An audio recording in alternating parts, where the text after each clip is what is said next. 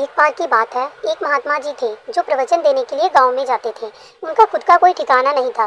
कई बार उनके मन में विचार आता था कि मेरी एक कुटिया होती तो मैं एक आश्रम बना लेता। प्रवचन करने के लिए इधर उधर नहीं जाना पड़ता।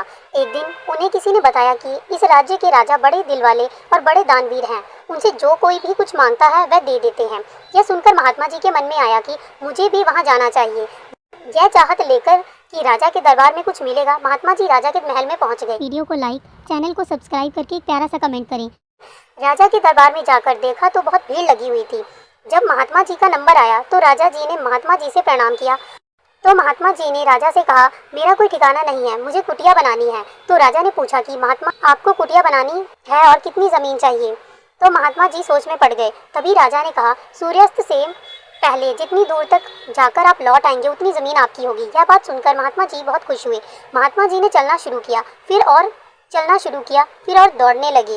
राजा जी ने अपने घुड़सवारों को बुलाया और कहा, पानी महात्मा जी को पिलाओ जाके। घुड़सवार ने कहा, महात्मा जी पानी पी लीजिए। महात्मा जी ने कहा, अभी कुछ यात्रा करनी है।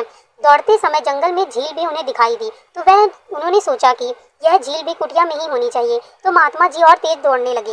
उन्हें ख्याल आया कि मुझे सूर्यास्त से पहले लौटना भी है। फिर महात्मा जी ने वापस लौटना शुरू किया और किसी तरह से राजमहल पहुंच गए।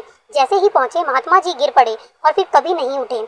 इस कहानी से हमें यह शिक्षा मिलती है, हम दौड़ते जा रहे हैं बिना यह जाने कि क्या और कितना चाहिए।